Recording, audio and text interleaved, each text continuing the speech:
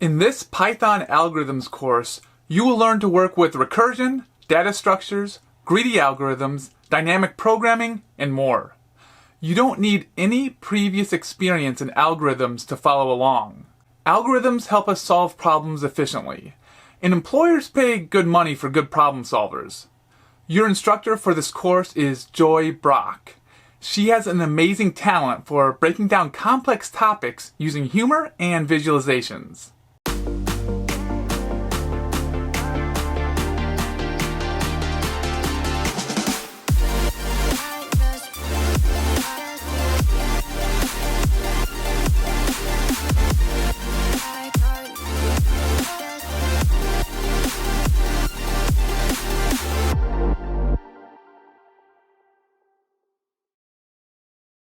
Hi, can I ask you a question? Raise your hand if you love being bossed around. I'm not seeing any hands. I know that I don't like to be bossed around. Now you might be wondering why I would ask a question like that. And what does that have to do with computer algorithms? But that's just it. Computers love to be bossed around. In fact, a computer can't do anything on its own without being told what to do. And that, my friends, is what an algorithm is. An algorithm is a specific set of instructions that we write to the computer to tell it what to do. After all, that's why you're here, right? To learn how to tell that old ball and chain who's boss. You know, the one that keeps us perpetually locked in a prison of screen time. So without further ado, welcome to the Introduction to Algorithms course. I am so glad you're here. We are going to have an insane amount of fun. So grab your beverage of choice, grab a notepad for notes, and be prepared to learn the 5 basic algorithms that every programmer should know. By official definition, an algorithm can be defined as being the current term of choice for a problem-solving procedure. It is commonly used nowadays for the set of rules a machine, especially a computer, follows to achieve a particular goal. It does not always apply to computer-mediated activity, however. The term may as accurately be used for the steps followed in making a pizza or solving a Rubik's Cube as for computer-powered data analysis. Algorithms are often paired with words specifying the activity for which a set of rules have been designed. A search algorithm, for example, is a procedure that determines what kind of information is retrieved from a large mass of data. An encryption algorithm is a set of rules by which information or messages are encoded so that unauthorized persons cannot read them. This comes from the Merriam-Webster Dictionary. What does algorithm mean? Mathematically speaking, algorithms have been around for nearly 900 years. Pretty amazing, isn't it? In fact, algorithms are all around us every day and have been our whole lives. In this course, we're going to dive into algorithms that are finite or determined sequences of explicit instructions that are used to solve problems and/or perform computations. These computations are generally to perform calculations or to manipulate data using natural language processing. Natural language processing, or NLP for short, is what tells the computer how to comprehend and interpret written text.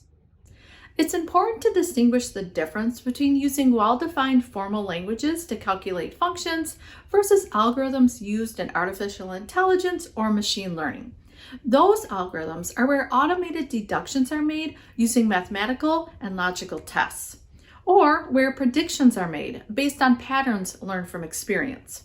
For example, the other day when I was looking at the front page of Google on their news, I thought, this algorithm better be so good that I can read about the news before it even happens. Those types of algorithms are for another video on another day. The objective here in this course is to give you the tools you'll need to undertake the journey of using a well-defined formal language, in this case Python, to calculate functions within a defined amount of space and time that may be asked of you for interviews or tests. In other words, the goal is for you to be able to find differences in algorithmic approaches based on computational efficiency. This means that how we write our program is very important in regards to how much space it can use up on our computer or how quickly it can run. And it all begins with the foundational principles that every algorithm has: an input, well-defined instructions, execution of those instructions step by step, leading to an output that ends in termination of the program. Now, there are many different algorithms that accomplish these basics when it comes to programming. And as much as I love spending time with you all, it would be so difficult to cover every single one. So for the sake of brevity, we'll be covering the following: simple recursive algorithms, algorithms within data structures, divide and conquer, greedy algorithms, and last but certainly not least, dynamic programming. For this course, you'll need some understanding of the Python language, like writing functions, variables, conditionals, for loops, and basic syntax. An IDE, or Integrated Development Environment. An IDE is the virtual place to write our programs. Now, if you don't have a downloaded platform like PyCharm, Jupyter Notebook, or Visual Studio Code, you can just use any online Python IDE through a Google search. If you would like to download your own personal IDE, such as PyCharm, VSC, or Jupyter, you can definitely do that, as each one of those platforms are free to install. Go ahead and pause the video now if you need to get situated. Otherwise, let's get this party started and roll into our very first lesson on simple recursive algorithms. In our first lesson, we're going to learn what is recursion, and we're going to examine 3 different problems ranging from easy to mind-breaking. We're going to look at the differences in computational efficiency and see which approach is best. Is implementing recursion the best way? Let's find out.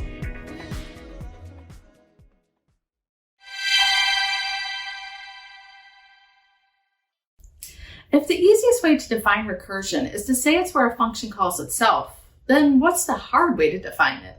In all truth, it's easy to throw a statement out hand on hip that goes, oh, it's a function that calls itself. Sure, okay, good for you. But what does that really mean? I think oftentimes when it comes to programming, it's easy to take for granted this idea that we should automatically know what it all means.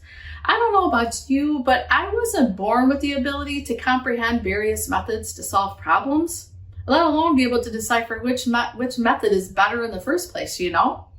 We all need to learn these concepts layer upon layer, step by step. So let's start at the very first layer and build up from there. Now, when we write our program recursively, it's important to understand that this is in contrast to writing it iteratively or through iteration.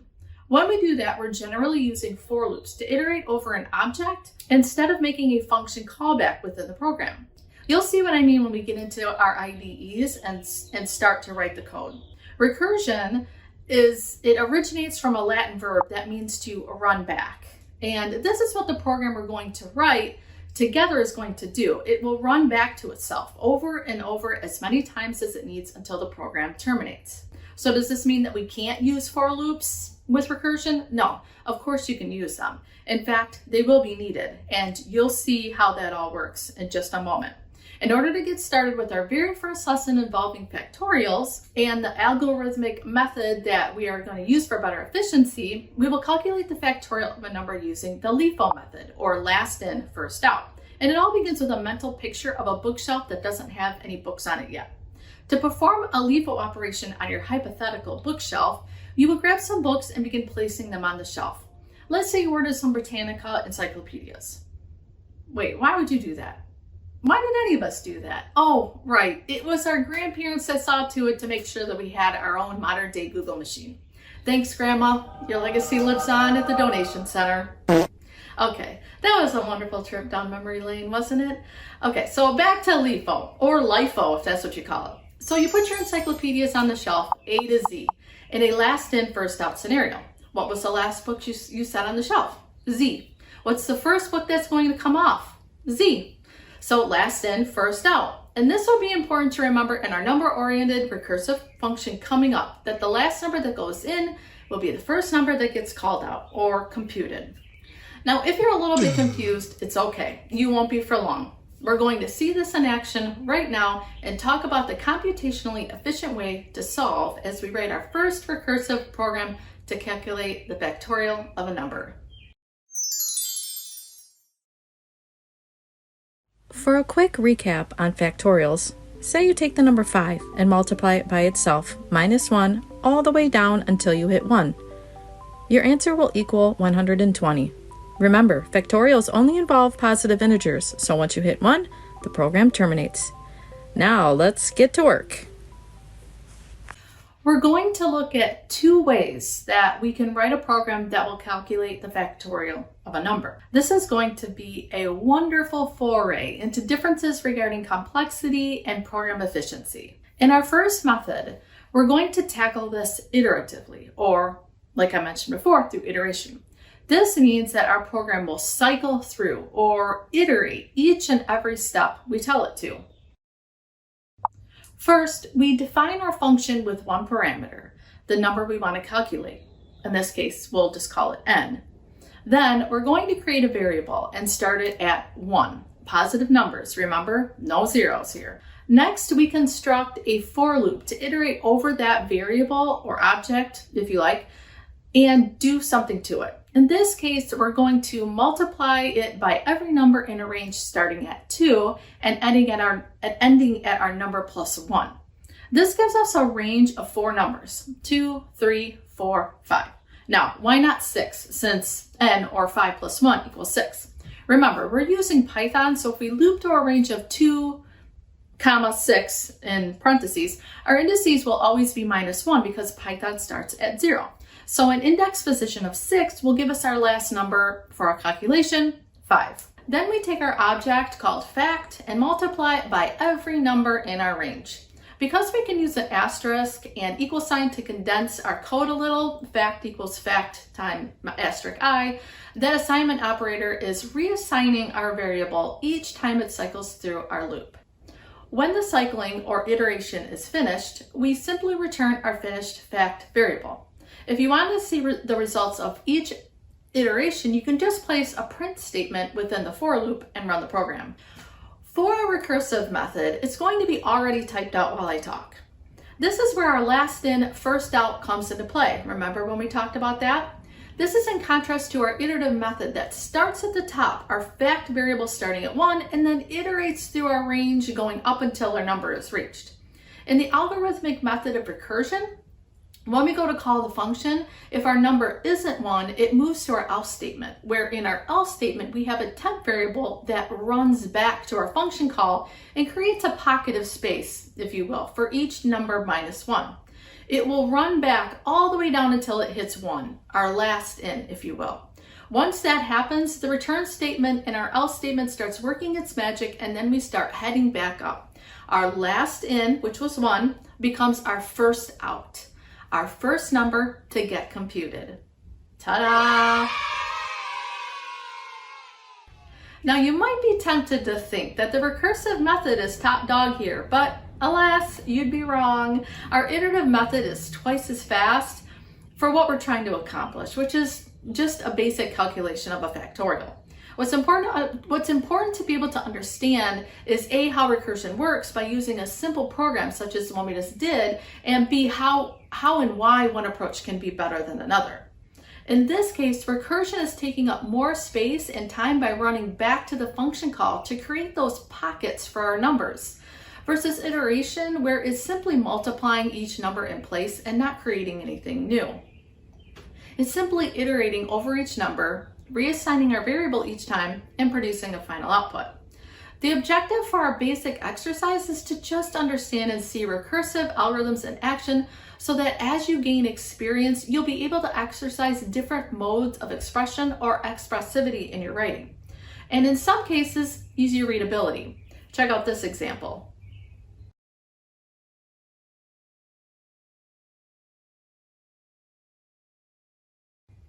On the upside, being able to write code in 3 lines instead of 7 or 8 can be a huge deal depending on the circumstance.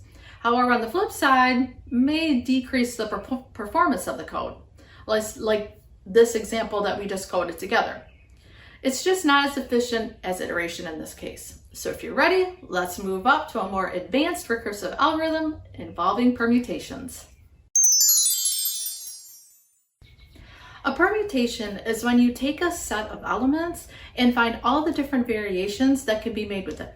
For instance, if we take A, B, and C, we can get 6 variations out of these 3 letters. Mathematically speaking, we can find the number of variations by calculating the factorial of the elements, just like we did a few minutes ago. For a hands-on approach to understanding a level up on recursion, let's take a peek under the hood and see how this will work in a program, shall we?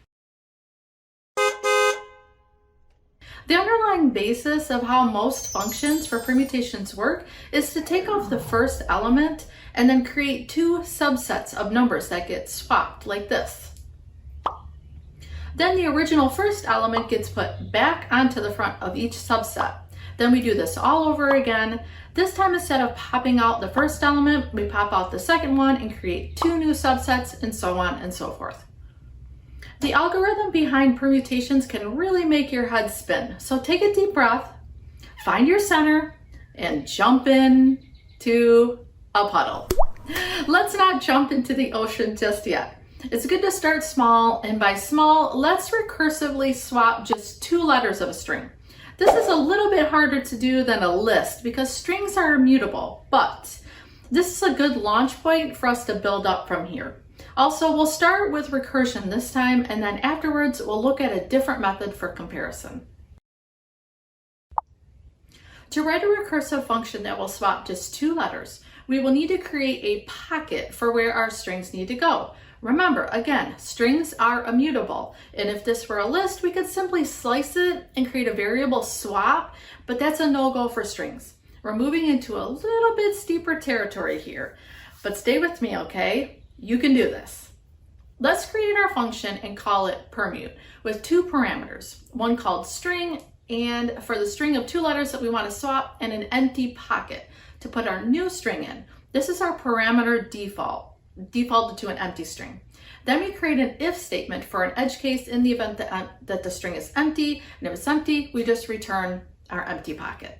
Now we'll start with looping through the range of the length of our string. And within our loop, we'll start with creating 3 variables that will contain 1, each letter in our string, 2, we'll need to take off the front of the string that we're going to call front, and then 3, a variable called back that will slice off the back of our string. If you study this algorithm, you'll see some programmers call it head and tail, current and the rest, first, next, or front and back. I like the terms front and back as it gives me a better mental picture, but you can use whatever terms you're more comfortable with. Now those first 3 variables are fairly obvious, but this is where it might get a little hazy. We need to create a 4th variable that will put our front and back together, and we'll need this variable of combined elements to plug into our function call. This is what creates spaces in our pocket to be able to move our letters around. I know this may sound a little complicated at the moment, but you'll see shortly that we're going to need each and every letter of our string, even however many that will eventually come to be, to have the space it needs to go into the right place in our pocket. Now, whether that's going to lead up to eventually being 3 letters or 4, keep in mind our strings can't be too long because of 2 things: the rate of exponential growth and the fact that recursion can get exhaustive very fast the more letters you have. Recursively, that's a lot of running back. Okay, we have all the variables we need right now. Our letter, a front, which is just an empty string right now, our back, which is the last set of our string, B, and our together that combines our front and back. Now for our algorithm, this is where the magic happens. This is the true ham in our sandwich. We call our function permute and then incorporate 2 parameters, our together and our letter added to our pocket, hence the addition operator. This is the heartbeat of our algorithm. It needs to run back and put our letters into our pocket, once in reverse and then the second time in a copy of its original form because it's still considered a permutation. Watch how this works in the visualizer.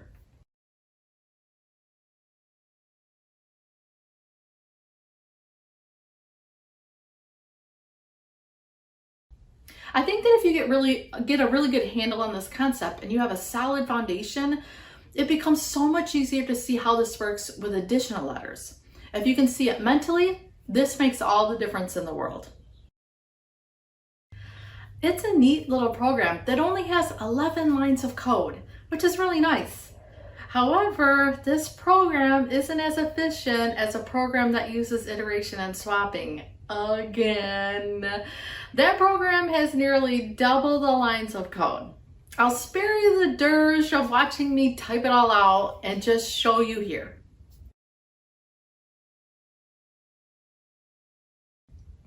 This would be the code that executes just like the beginning that you saw in the earlier slides, where it pops off the first letter and then swaps the last two and then pops the first letter back on. Then it rotates to the second letter, swaps those two, and then puts it back on. Check the output here and you'll see what I mean. Now, if you needed to know all the permutations of a string and don't really have time to write the code or the patience, you could use the itertools permutations module. It's really easy, but that would be primarily for you just to know for yourself or for a quick lookup. When it comes to interviews or testing, companies would generally prefer that you know the mechanics behind the method for solving, whether that's using recursion or swapping. As with any program, the caveat must always be made. Can this program be written differently? As always, yes. However, you will see very little difference when it comes to recursion of most programs like this. Very generally speaking, they will call the function in a very similar way as it is written here, by taking the front and back together and incorporating it in some way within the function call along with the letter. Hopefully you were able to distinctly see how recursion works in this program, even just for 2 letters. It can work great on small strings, but it will get computationally expensive the longer the string. Now, if you're not too overwhelmed, hopefully not, we've only done 2, we're going to move into the mind breaker section. Like, it should be the mind-blowing section. The N Queen's problem. This computational problem is about placing 8 chess queens on an 8x8 board so that no 2 queens are able to attack each other. According to Wikipedia, the problem finding all solutions to the 8 queens problem can be quite computationally expensive. There are 4 billion possible arrangements of the 8 queens on an 8x8 board, but only 92 solutions. Wikipedia also goes on to say that the use of shortcuts and various rules of thumb that avoid brute force techniques can greatly reduce the number of possible combinations, which I'm sure is always a good thing. But what is brute force though? Well, brute force would be looking at every single possible arrangement, 4 billion of them, to find the 92 solutions. How long do you think that would take? It would probably take decades for our computers to run a program like that. But guess what? The use of permutations can reduce the possibilities from 4 billion down to just 40,000. That's a big reduction. Now, are we going to use permutations on the N Queens problem today? No way, Jose. But it's good to know that this problem is often used in examples for various programming techniques, such as solving it by using recursive algorithms. It's also used as an example in constraint programming, which is a paradigm for solving combinatorial problems that draws on a wide range of techniques from artificial intelligence, computer science, and operations research. To get a better idea of what that would be, we can use a real-world example like employee scheduling. Say, for instance, a company operates continuously, like a factory. They need to create weekly schedules for their employees, and if that company runs 3 8-hour shifts per day and assigns 3 of its 4 employees different shifts each day while giving a 4th one the day off, even in such a small case like that, the number of possible schedules is huge. Each day there are factorially 24 possible employee assignments for 4 people, so the number of possible weekly schedules is 247, which calculates over 4.5 billion. Constraint programming methods keep track of which solutions remain feasible and makes it a powerful tool for solving real-world scheduling problems. Who knew queens on a chessboard combined with computer programming could help solve real-world problems like that? So what did we learn in our very first lesson in our algorithms course? We learned simple recursion and saw it in action, that when a function calls itself, it creates new spaces to store information, and sometimes this may not be an efficient solution to a problem. It's definitely more elegant with fewer lines of code. That can come in handy depending on the problem, but it's not always cost effective. But it is important to see and understand the difference. Factorials and permutations are used in a lot of computational, mathematical, and real-world applications. Learning how to write programs, whether recursively or iteratively, to find the best method in this area can go a long way and may lead to unknown opportunities for you down the road as a programmer. We learned about constraint programming, where recursion plays a role for solving mind-bending problems, not only within board games such as chess, but real-life issues that companies can face. As a programmer that works to gain the tools needed to understand these types of methods to solve problems can make them a valuable asset to any company.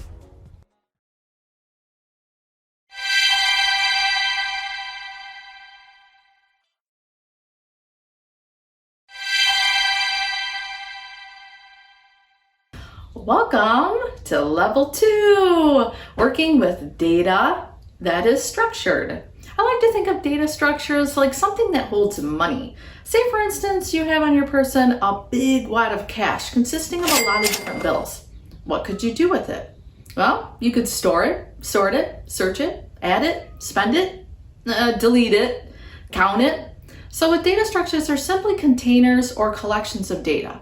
They provide a means of managing small or large amounts of values for uses in such things like databases, web traffic monitoring, user registrations, and or indexing within a contiguous memory location, like an array. They can range from as simple as lists to linked lists, stacks, queues, hash tables, trees, and heaps. These are all examples of data structures. And since algorithms are steps to solving problems, what kind of problem-solving techniques are common with data structures? Well, just like wads of cash, data often needs storage, sorting, counting, retrieving, searching, spending, all those fun things. Now, arrays can be a really basic container for information, but don't let that fool you.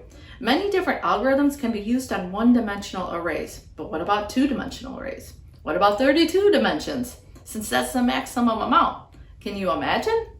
Arrays are among the oldest and most important data structures and are used for almost every program.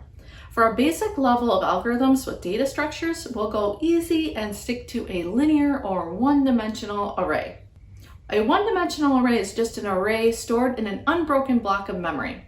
To access the next value in an array, we just move sequentially to the next memory address. It's best to see this visually, so check these slides out for a better idea.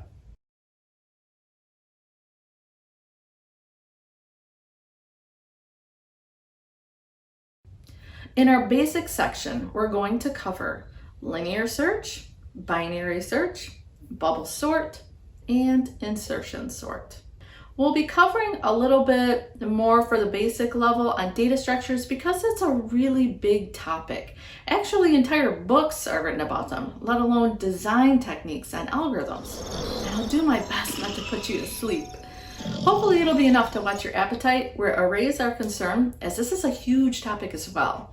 And as much as Python is a wonderful program with tons of features like built-ins and libraries and modules that can help programmers code faster, it's still really important to understand how these features work algorithmically and the concepts underneath it all. Let's get started.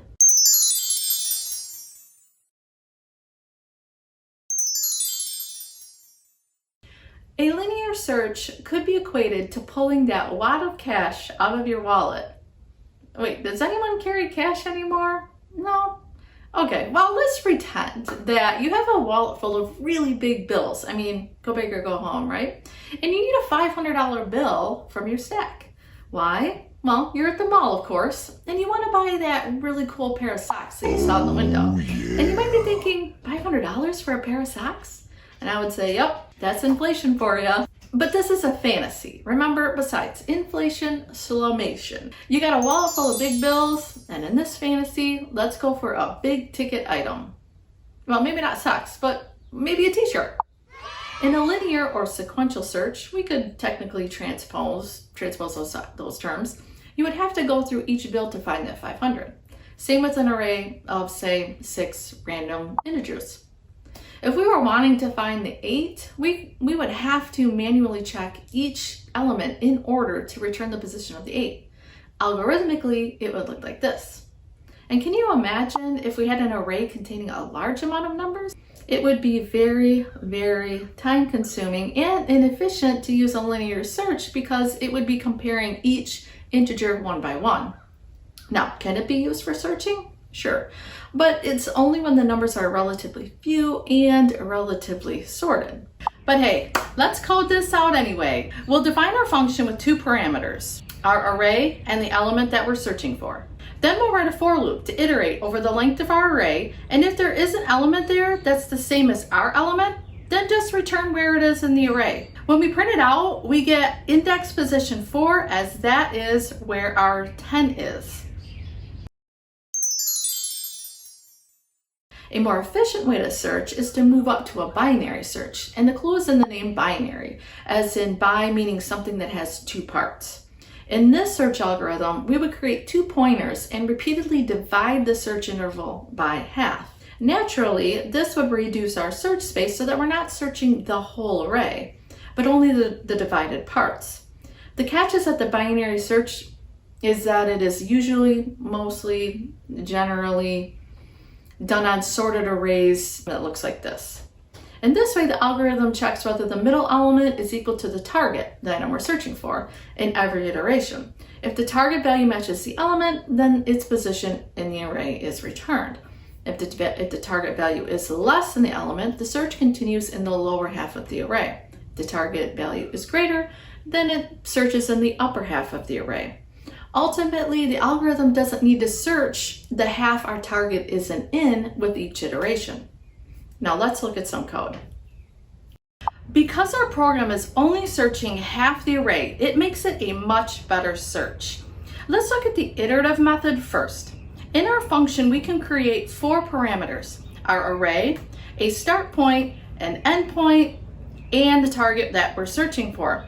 We'll create a while loop to iterate over our array from start to end and then create our midpoint. Our variable called mid is the magic in the sauce. We only want to traverse the half that contains our element. Feel free to print out the mid when you run the whole program for yourself to get a good idea of this. Next, we can implement our if statements. We'll only need 3. Check if our target is in the upper half, then reassign our start to begin moving to the right of the array. If our target is lower than our mid, we reassign our end to begin moving to the left of the array. If our target matches our mid, then just return it. Easy peasy. Then we just return our start, or we can return something like -1 to print out some strings to make it a little fancy. But either way you prefer to have your results printed, we have to be sure to declare our start and end in the function call. Our start is 0 from the beginning of the array, and our end is the last element. Our length of array -1.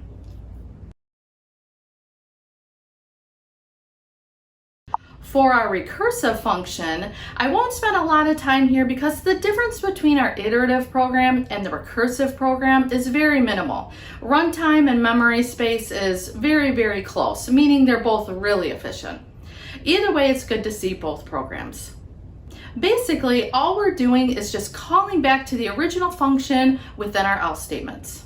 Feel free to pause the video for a moment and take a closer look. Okay, now that we have some super basic searches under our belt, let's move into a deeper section of sorting because, well, sorting is fun. Who doesn't like to sort money? Piles of 50s here, piles of honeys there. Holy crap, I sound like Mr. Krabs. All right, let's nix the money references. Let's get to sorting our boring old elements. Aww. Now, as for sorting, there are a vast array of techniques that are available, and here's a little quick list. Actually, it's not that quick, as there are many to choose from.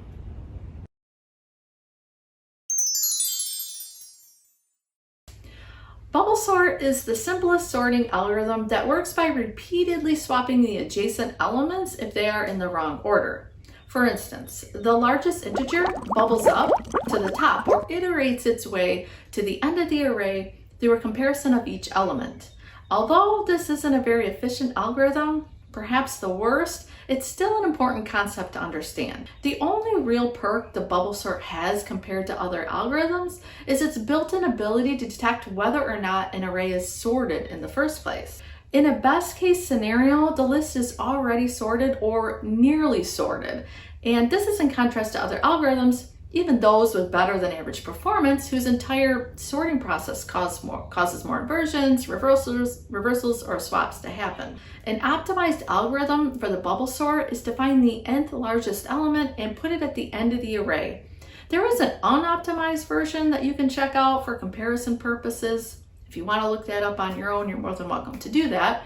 But the optimized version is done so that the inner loop can avoid having to look all the way at the end when it's running the last iteration. It's just saving time and energy by not having to do that. Although bubble sort is one of the simplest sorting algorithms to understand and implement, its performance means that its efficiency decreases dramatically on arrays with larger amounts of elements. And it's even been argued that it shouldn't even be taught anymore, as it's outdated and is even hazardous to some CPUs. Yikes. I bet you didn't realize that you'd be entering dangerous territory here. I mean, who knew coding could be fraught with such tenuous escapades such as this? How sexy. Let's code it. Our function will take just one parameter, our array. And then I implemented an iteration count just for informational purposes. Next, we create a for loop to iterate over our indices in the array going to the right, combined with a nested loop inside that iterates over our indices going left, or reverse, that we're going to call J. I strongly encourage you to write this program for yourself, and within our nested loop, print out J just to see it in action. We have our iteration counter. When this prints, you'll see why I added this. Now we just tell it to swap elements if they are lower than the one to the left in our if statement. If our element to the left is greater, then swap it. Then we just return our newly sorted array. So let's print this so you can see our iteration count. With 36 iterations, that's pretty efficient. Check this out. Now, I know I said that I wasn't going to look at the unoptimized, but guys, check this out. Double the iterations for 2 functions, and it's double the code. I liked our first program. Simple, shorter, faster, unstable. Ooh, that was dangerous. I kind of like it. But hey, if dangerous not your thing, you thrive in a more stable and secure environment, that's fine too. We can totally move on to the insertion sort algorithm. Insertion sort is another simple sorting algorithm that builds the final array one item at a time. It's still inefficient on large lists like the bubble sort, but it can have some advantages, such as simple implementation, meaning a reduced amount of code, and performs well on small data sets and relatively sorted arrays.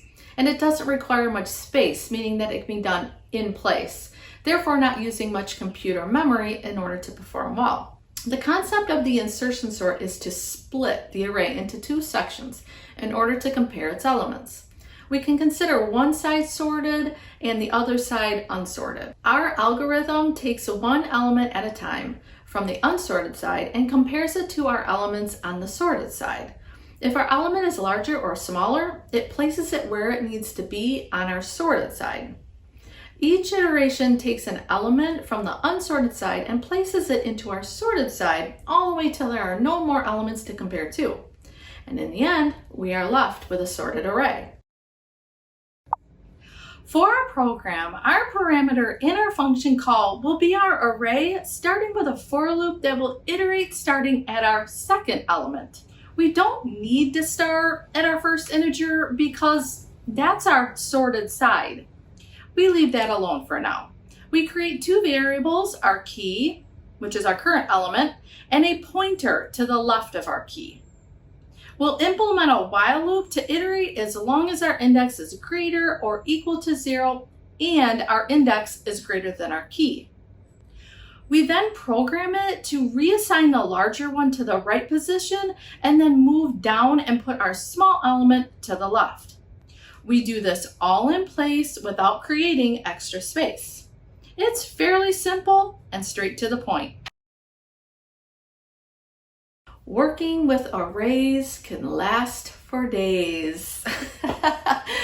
You like that? No, but seriously, what we've touched on is only the tip of the iceberg. As a personal challenge to yourself, try searching and sorting a 2-dimensional array. Are you up to the challenge?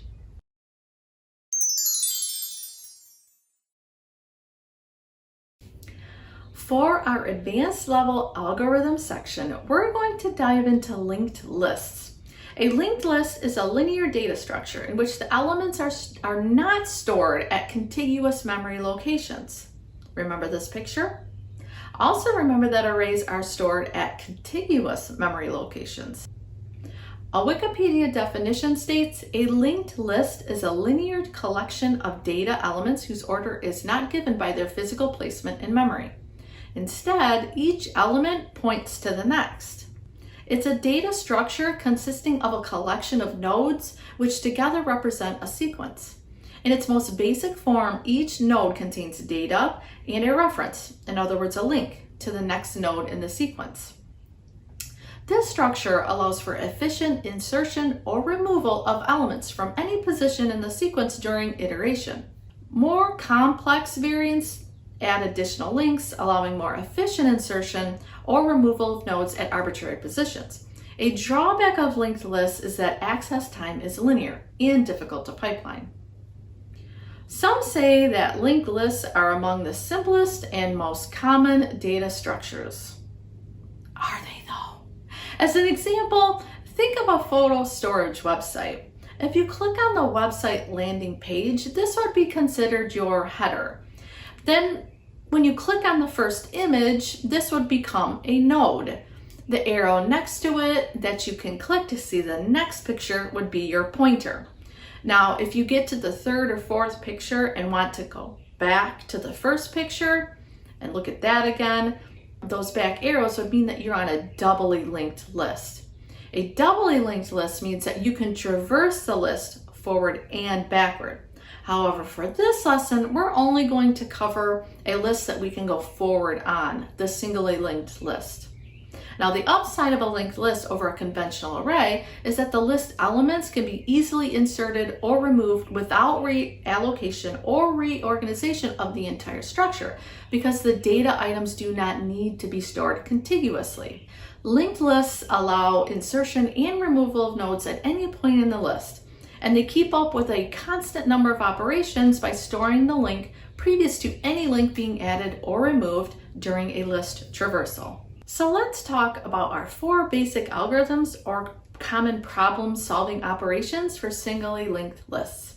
Every programmer needs to be able to do the following: traverse a linked list or be able to travel along the nodes and pointers, search a list for the header, a node, or tail. A tail is the last and final node. Insert a new header, node, or tail, and to delete a node or tail. A linked list generally always needs a header. Let's create a simple linked list representing a small family member group. We want to be able to do all the operations mentioned above. This will require a little bit of object-oriented programming, so hopefully you are somewhat familiar with that. But if not, that's okay. We'll stay simple and make it easy peasy. We need our pretty standard class node and class linked list to start. Our nodes will be our family members, and our linked list will represent our whole family. This can be considered a little backwards, but I like to instantiate our objects first so it's easier to see what we're dealing with. Being able to visualize what we're doing is an important skill in programming and design because it helps us think about the big picture throughout the solution. Let's picture our nodes as a family of mom, dad, and 2 kids. We'll create our family head as Bob, his wife Amy. Our header will point to Amy as the next node, and then our 2 little nodes, Max and Jenny. They all need to point to each other as they will be linked together in our list, so we will make sure our pointers are created. which is object.next. Everything looks good and we have all our members individually as nodes, but to really see our algorithm in action, we need to link all our members together in our linked list where we can operate on that list and design them to be really complex or really simple. Linked list problems are often used as interview and exam questions, so knowing how to create linked lists, how to traverse them, how to add and take away elements is very important. Once you get really familiar with those concepts, you can move into learning how to traverse, how to reverse a list, swap elements, maybe even go on to doubly linked lists or circular lists. It's a really big topic to explore and fun too. And if you're not having fun, why are you here? Why?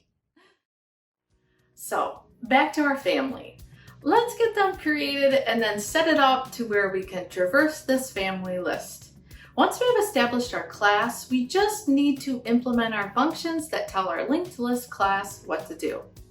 This is where we implement all the things we need done with our nodes. And the first thing we're going to do is make our nodes by creating the data and a pointer. Let's create our objects. Then create pointers that go to each family member. Now that we have our nodes, we can now link them in a list by creating our linked list class. This is where we create a function to traverse our nodes in a list and be able to print them all out. We only need one argument, self, because it doesn't need any other value or input to be able to do what we need, which is starting at our header and printing them all out, next by next by next. Then we just call family.traversal.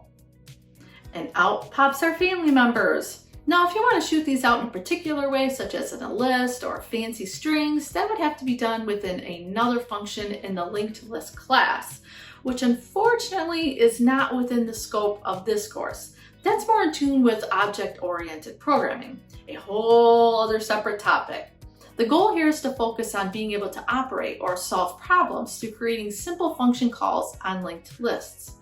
Now, our family member list is looking pretty good, but word on the street is that Bob isn't treating Amy too well, and he's been running around on her. Aww. From the looks of it, Bob might be packing his bags and leaving the family. But it's not all bad, because Dave has been hanging around a bit. And although he's Bob's brother, he's a really good guy. I know, it sounds really backwoods, but seriously, Dave is going to step up to the plate.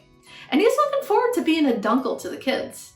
You know, a dunkle, like when your uncle becomes your dad, and it's not weird at all. Bruh. So for our list, we need to put Dave as the new header position.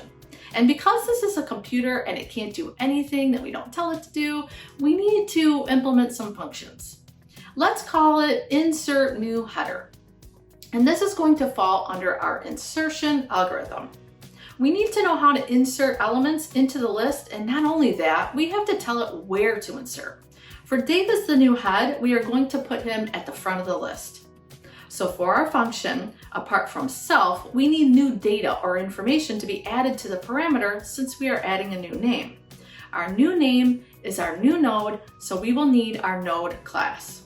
Remember the nodes are our family members?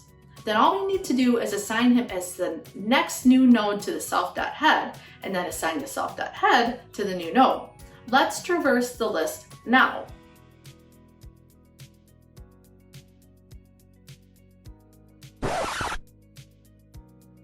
Oh boy, Bob is still in the picture, and you know what? Amy can't have her new hubby under the same roof as her ex. That is just not gonna work. That's just a little too backwoods. So Bob needs to go. Creating our new header simply pushed all our nodes down, so we need to get Bob out of there. Let's create a function that deletes a node. However, we can't just delete some rando node. We have to tell our computer where Bob the node is in the first place. This means we have to search our family list. So let's create a search function with one parameter, x. See what I did there? Pretty clever. We need to know if Bob is even in there to delete. So in order to search, we need to start at the beginning of the list. Let's create a temp variable assigned to the self.head and make a while loop that will traverse as long as that list or header isn't empty. If any node or temp node isn't equal to x, or whatever it is we're searching for, we want to return true or else return false. Then we need to assign our temp to the next node because in a while loop, it will need to continue until the node is none, then it will return our bool. Great, let's find out if Bob is in there by printing our search function.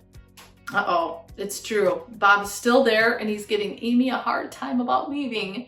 Let's help her out and create a delete function. This is going to be similar to our other functions where we need to put our data in the parameter and begin at the head of our list.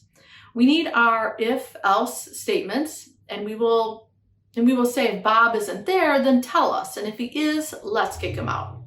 We do this by changing the pointers from the previous node and pointing it to the node after Bob. So in essence, we're skipping over Bob. But watch what happens when we try to delete Amy. Bob will come back. Why does this happen? Because our list has 4 nodes as created here. And those nodes will always be there unless we go in and manually delete the object itself. So far, we've traversed our list, searched our list, inserted a new header, deleted a node, and last but not least, we're going to delete our tail. Yep, that would be poor Jenny.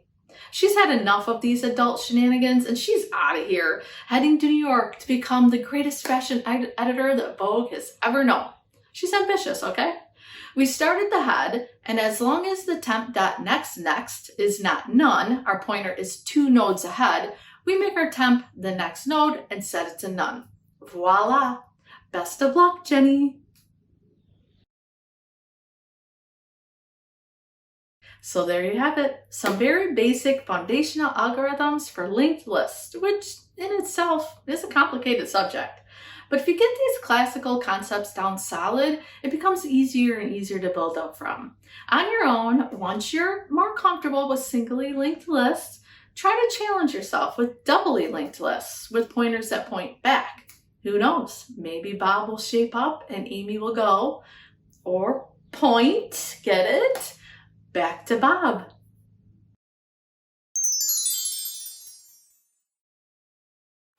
For our mind breakers section in data structures, we're going to be looking at hash tables. Right off the rip, I'm going to tell you the key phrases or terms you need to be familiar with when it comes to hash tables. Associative arrays, hash functions, key value pairs, collision, and chaining. A hash table consists of an array of pockets or buckets where each stores a key value pair. In order to locate the pocket where a key value pair should be stored, the key is passed through a hashing function. This function returns an integer which is used as the pair's index in the array of buckets. When we want to retrieve a key value pair, we supply the key to the same hashing function, receive its index, and use the index to find it in the array. Associative arrays can be implemented with many different underlying data structures, and it refers to an array with strings as an index. Rather than storing element values in a strict linear index order, this stores them in combination with key values. Multiple indices are used to access values in a multi-dimensional array, which contains one or more arrays. A non-performant one can be implemented by simply storing items in an array and iterating through the array when searching. Remember the wallet with wads of cash? Associative arrays and hash tables are often confused because associative arrays are so often implemented as hash tables. According to Wikipedia, a hash table uses a hash function to compute an index, also called a hash code, into arrays of buckets or slots from which the desired value can be found. During lookup, the key is hashed and the resulting hash indicates where the corresponding value is stored. In many situations, hash tables turn out to be, on average, more efficient than search trees or any other table lookup structure. For this reason, they are widely used in many kinds of computer software, particularly for associative arrays, database indexes, caches, and sets. To summarize, we can use hash tables to store, retrieve, and delete data uniquely based on their unique key. The most valuable aspect of a hash table over other abstract data structures is its speed to perform insertion, deletion, and search operations. Hash tables can do all of them in constant time. For those unfamiliar with time complexity, big O notation, constant time is the fastest possible time complexity. Hash tables can perform nearly all methods, except list, very fast in big O one time. Hash tables have to support 3 functions: insert for key value, get key, or delete a key. Collision happens when there could possibly be 2 or more pieces of data in dataset X that will hash to the same integer in dataset Y. This means that whenever 2 keys have the same hash value, it's considered a collision. What should our hash table do? If it just wrote the data into the location anyway, we would be losing the object that is already stored under a different key. Ideally, we want our hash values to be evenly distributed among our buckets as possible to take full advantage of each bucket and avoid collisions. But generally speaking, this is unlikely. So this is where 2 common methods to solve are employed: separate chaining, using linked lists or binary search trees, for example, and local addressing, using linear probing. With some basic concepts of hash tables under your belt, a fun exercise or challenge that you can try would be pattern matching on strings using the Robin-Karp algorithm. Yes, it's fairly advanced, and yes, this is our mind breaker problem, but shoot for the stars, people. Who knows? You might just surprise yourself. What have we learned? What have we learned for lesson 2? Okay, we touched on one-dimensional arrays as our data structure of choice at our basic level. We looked at contiguous versus non-contiguous, different ways to search, linear, binary, and we sort, bubble, insert, and even talked about an array with more than one dimension. We learned about dunkles. No. We learned about linked lists by creating a family of sorts to demonstrate how to traverse, search, add, and delete headers, nodes, tails on linked lists. Some of the most common operations used that every programmer should be familiar with. We broke our heads on hash tables and hashing functions by going over what they are and what can happen when problems arise from colliding data within a bucket. Ultimately, hash tables are for storing, retrieving, and deleting data based on key value pairs, and on average are more efficient than search trees or any other table lookup structure.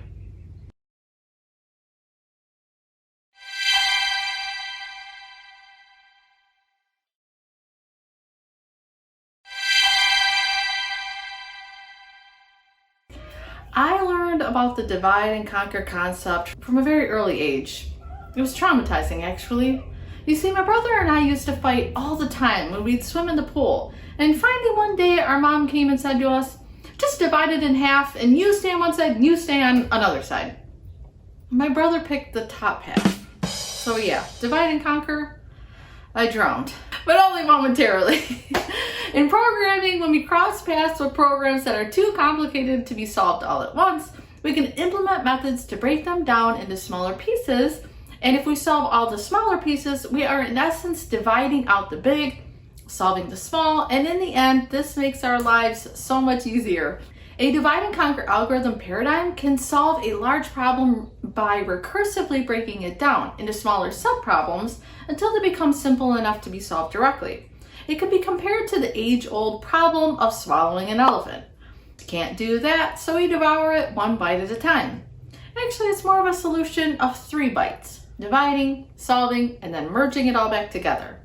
Unfortunately, since divide and conquer algorithms are usually implemented recursively, this means they require additional memory allocation.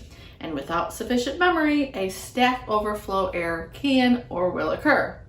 This is due to the overhead of the repeated subroutine calls along with storing the call stack, the state of each point in the recursion. And that can outweigh advantages of any approach. On the flip side, if the D&C solutions are implemented by a non-recursive algorithm that stores the partial subproblems in some explicit data structure like a stack, queue, or priority queue, it can allow more freedom in the choice of the subproblem that is to be solved next. A feature that is important in some applications, including breadth first recursion and the branch and bound method for function optimization. Second, even if a solution to the full problem is already known, like sorting a brute force comparison of all elements with one another, divide and conquer can substantially reduce computational cost. Lower cost means higher efficiency. Third, explicitly recursive subdivision can have benefits to the temporary memory of the computer, not the main hard drive, which is called a cache. Using divide and conquer, one can even design an algorithm to use all levels of the cache hierarchy in such a way as to have an algorithm that is optimally cache oblivious, which means operating independently from its temporary memory storage. This approach has been successfully applied to many problems, including matrix multiplication, which we're going to get into in just a few minutes. So let's get into it and start at the base level algorithm for divide and conquer, the merge sort. Conceptually, merge sort works as follows.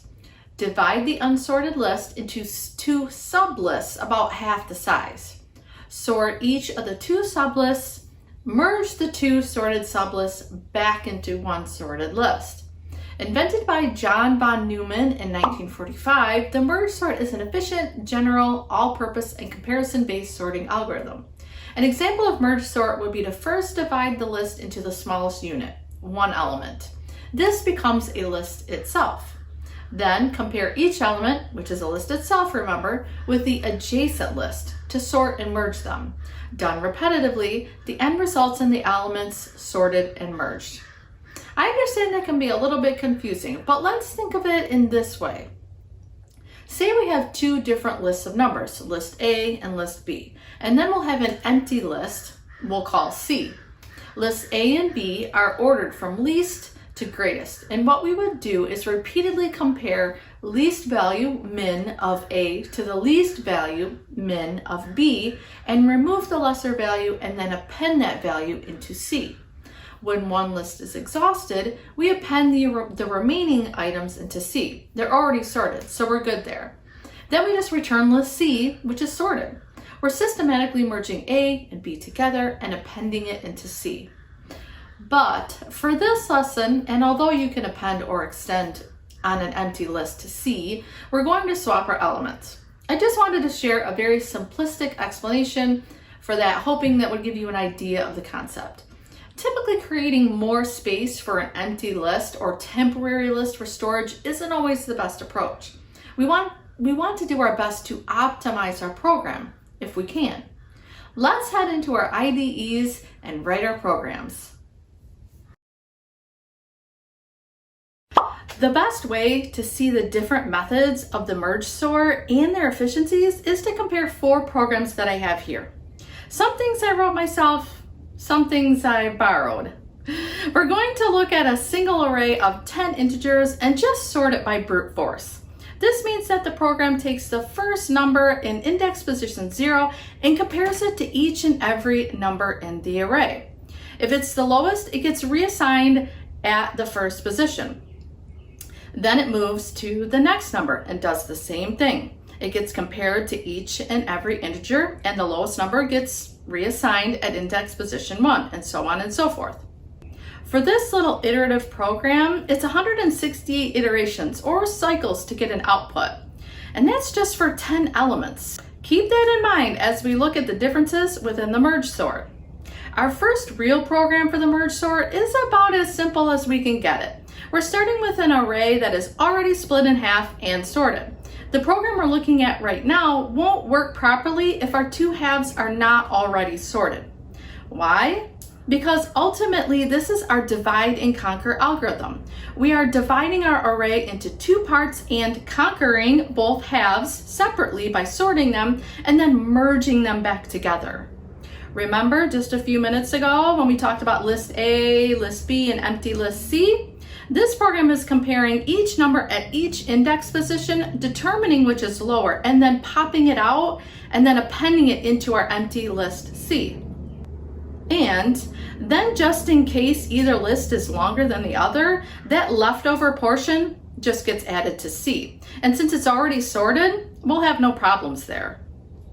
This is a neat little non-recursive merge sort for an array that has a small amount of elements and is already divided in half.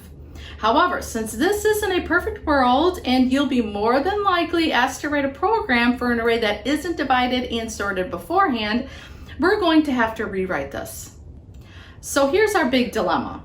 Do we sort our halves recursively, or do we sort them iteratively? Or do we sort our halves using Python's built-in feature called sort or sorted? Let's shoot for sorting our halves recursively. This is what is called the top-down method. What it does is repeatedly produce sublists, half by half by half, until there is only one sublist or one element remaining, which becomes a list all in itself, a list of one element. How many of you are willing to bet it's the optimal or optimized method? Well, it's not. Once we have our halves sorted, we continue on very much like before. We compare each element and append it into our empty list. Now, if recursion isn't the optimal method, then it must be iteration, right? Well, yes, mostly. This is the bottom-up method. Think of the top down, just in reverse. It starts at one element, then two elements, then four. Remember that very first brute force method of sorting a list?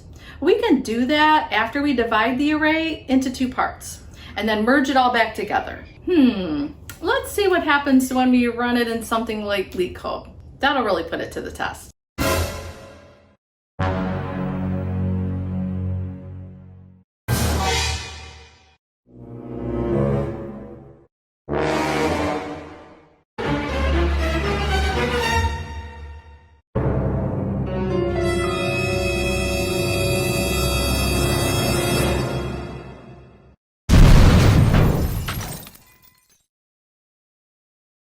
Okay, well, that didn't go as planned, but it does work. It's just bad on really big arrays.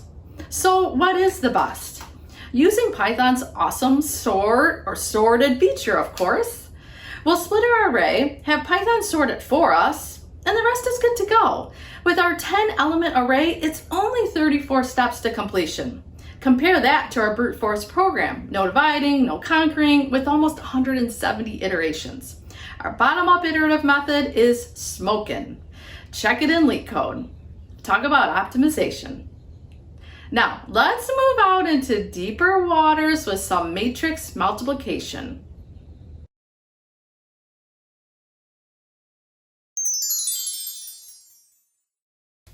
Matrix multiplication is wild, y'all, but it is a fundamental concept to understand in computing. Among the most common tools in electrical engineering and computer science are rectangular grids of numbers known as matrices.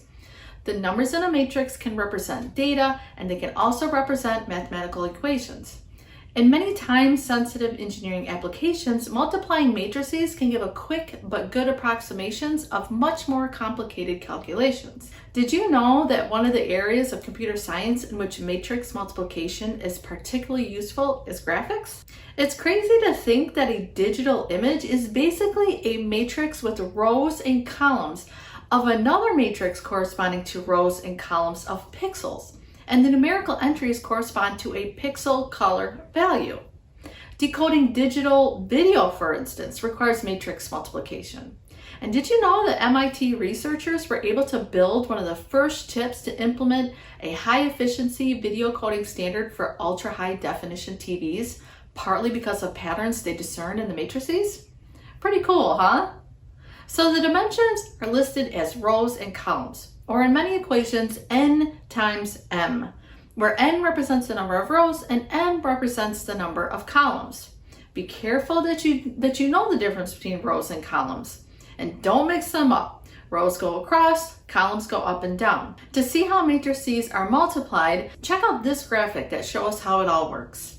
We multiply each element in the row by each element in the column, and then we add them together. In order to code this, we'll start with the naive method. It's not too bad to learn, however, just know that it can get very expensive as we increase the size of our matrices. For larger matrix operations, we wouldn't want to use too many nested loops because it could really start bogging down. Ideally, we would want to use optimized software packages like NumPy. NumPy should be the go-to, which is insanely faster and easy too. But before we start cheating, we really need to examine what's going on underneath the hood, like how a program is created that multiplies matrices in Python. Because if we can get a really good handle on this, we'll get a better handle on the mind breaker.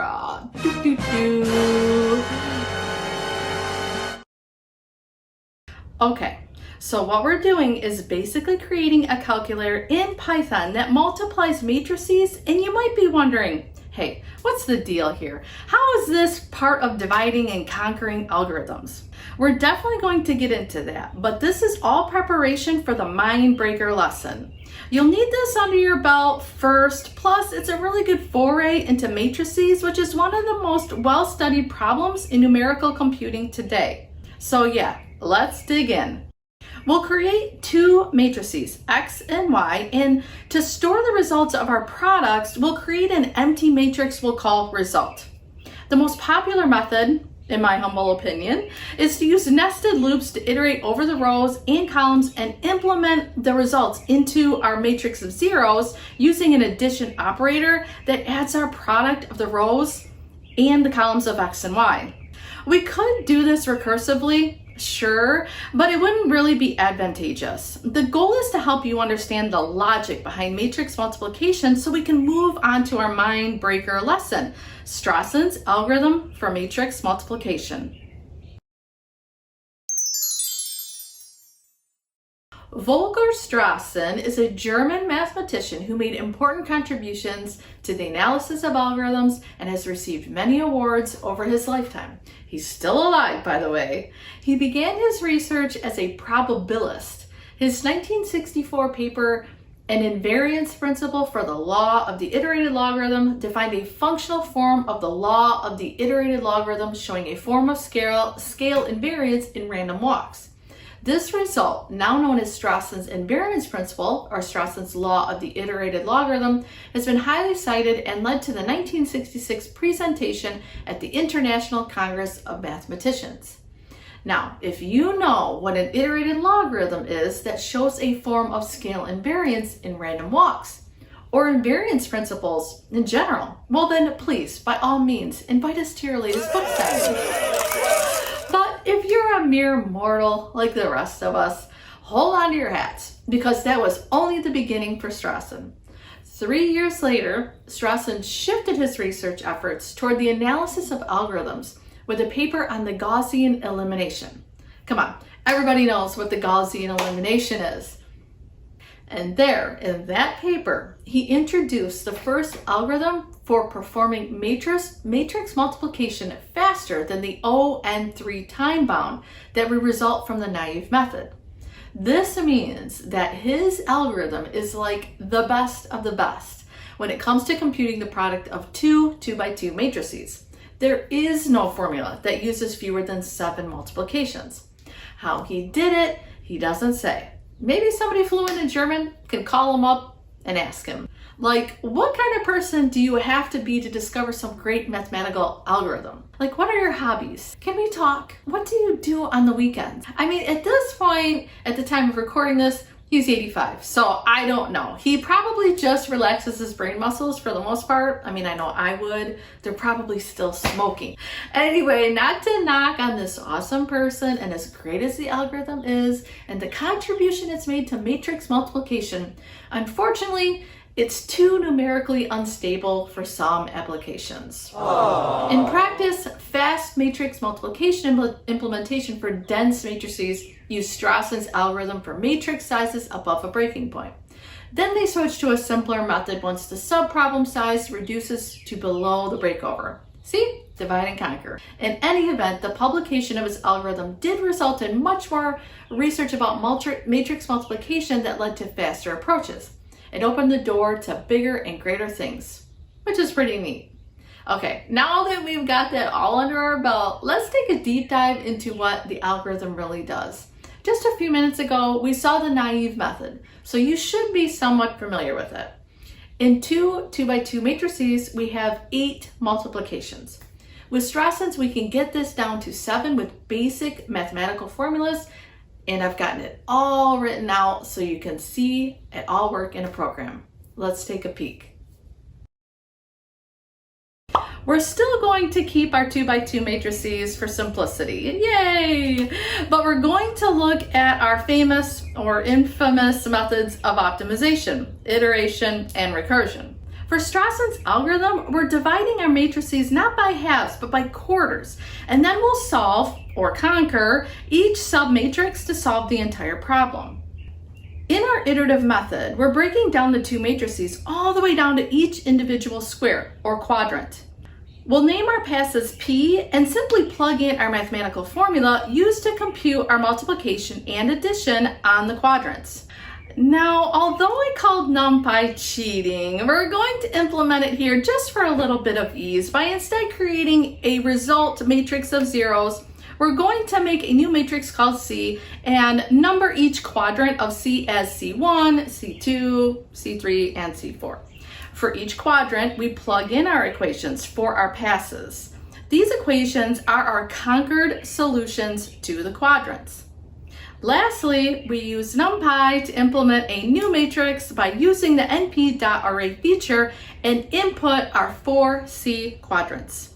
Pretty cool. The recursive solution is very similar, only we're recursively splitting the matrices into our quadrants and recursively computing our 7 passes.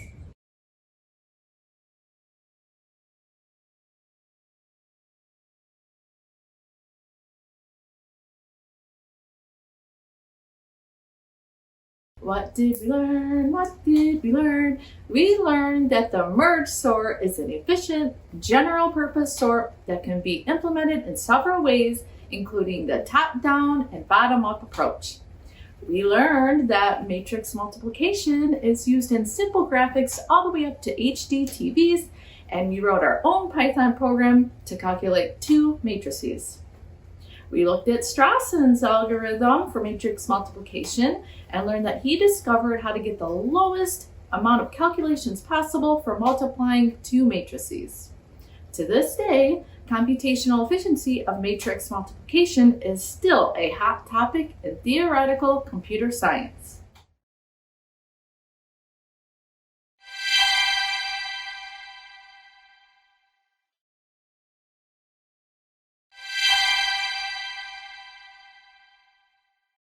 Apparently, if you Google greediest person, a real live person does pop up. Can you imagine Googling the worst person in the world and your face gets blasted on the screen? Now, I'm not going to show who this person is because I don't know who he is and it's not really important, just kind of funny. But it does tie in with our algorithm. What is greed to you? What is a greedy approach? Say your beautiful old granny baked a pie for your family and Uncle Bob shows up, you know, Amy's ex-husband, and he takes the biggest piece of pie for himself. That'd be pretty greedy, wouldn't it? By him eating the largest portion, that sure would make the pie easier to finish, wouldn't it? It wouldn't be great for everyone else or their rumbling tummies, but by taking the biggest portion and leaving just little portions to take care of, that's sort of the concept behind the algorithm. The paradigm behind the greedy concept is that it builds up a solution piece by piece, always choosing the next piece that offers the obvious and most immediate benefit. By using several iterations and by obtaining the best result, at a certain iteration, the result should be computed. In other words, it follows the problem-solving method of making the locally optimum choice at each stage with the hope of finding the global optimum. Something to keep in mind though is that they do not consistently find the globally optimum solution because generally speaking, they don't operate exhaustively on all the data. Nevertheless, they are useful because they are quick and often give good approximations to the optimum. If a greedy algorithm can be proven to yield the global optimum for a given problem class, it typically becomes the method of choice.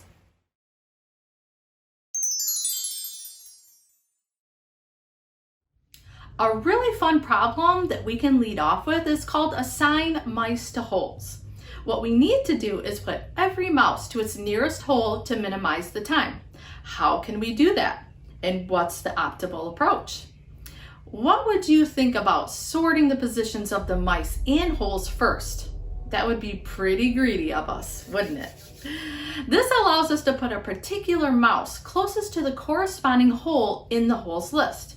We can then find the maximum difference between the mice and the corresponding hole position to determine how much time it will take to get there.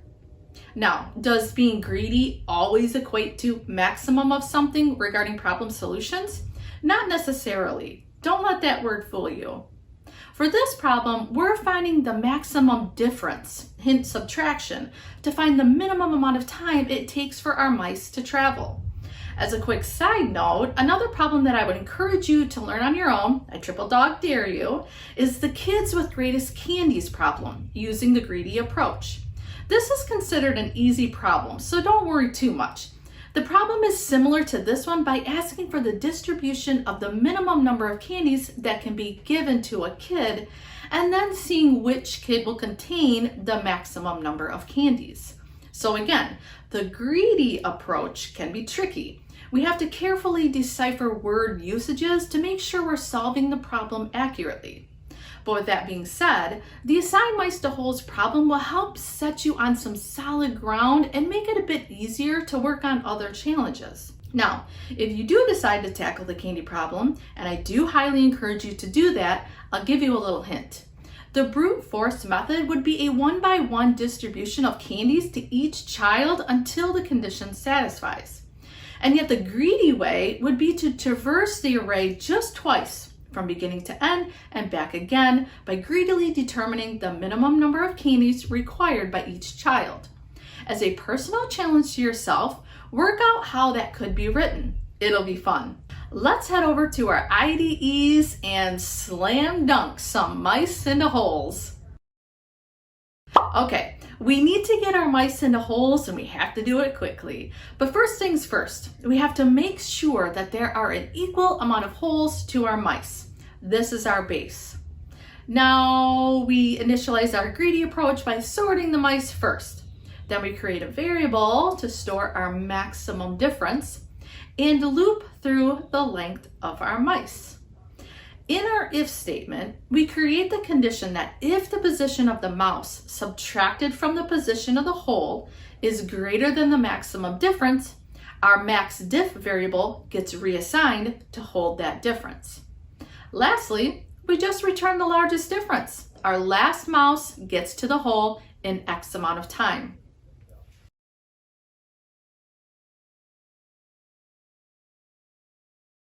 By sorting our two lists first, this puts us at an advantage to finding the minimum time faster. Our code is concise, short, and along with Python's sort feature, we are really rocking it out. Next up is kind of a doozy, the fractional knapsack, a pretty well-known problem for our greedy algorithm. If you were a little bored with our mice into holes, you won't be with the knapsack.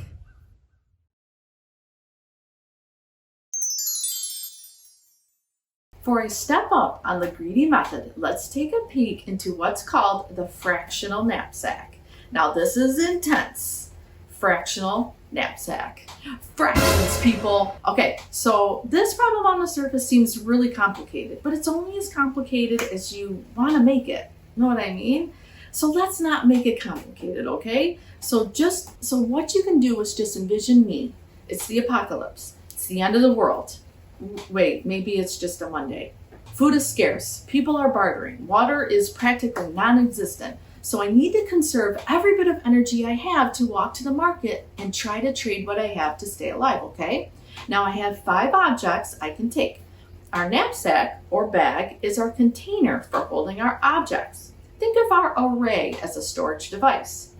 And each object is worth something. Some are worth more than others. And each object weighs something. Some objects weigh more than others. The key to this problem is to make the right decision on which objects are going to bring me the most profit. I mean, I gotta know, I have animals to feed that haven't become somebody else's dinner, you know?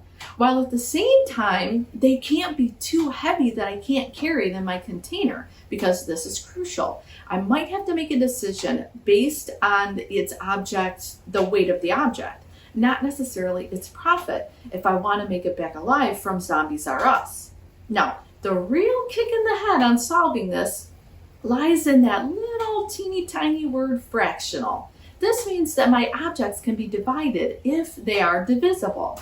Say one of my objects contains 3 chapsticks. I can divide that object and bring only 2 chapsticks, if it will make a difference. Who knows? Cat fat might be a real hot commodity. Remember in that Book of Eli movie where he killed that cat?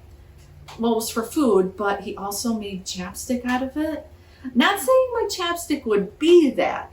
It'd probably be made from beeswax or something. Don't forget, I'm risking my brains to go to the market to feed my animals in the first place. So no cats will be harmed here. No sirree, Bob. Okay, wow, that was a really long way off the beaten path. Let's get back to the problem. So if the weight is divisible and it would help to best fit how many profitable objects in my backpack, then we should do that. Why? We need to fill to the brim in our fixed size knapsack the most valuable items that we are able to carry. For the steps of our algorithm, keep in mind we are given weights and values of n items, and we need to put these items in a knapsack of capacity W to get the maximum total value in the knapsack. By the way, in the O1 knapsack problem, a whole different problem is one where we're not allowed to break items down or divide them using fractions. We either take the whole item or don't take it. But in this problem, fractions can be used. A really efficient solution to this problem is to use the greedy approach, as opposed to brute force. Remember, brute force is calculating every possible solution and is typically computationally expensive, meaning it takes a lot of runtime and memory space. The basic idea is to calculate the ratio of value/weight for each item and sort the item on the basis of this ratio. Then take the item with the highest ratio, greedy, remember, and add them until we can't add the next item as a whole, and at the end, add the next item as much as we can. This will generally always be the optimal solution to this problem.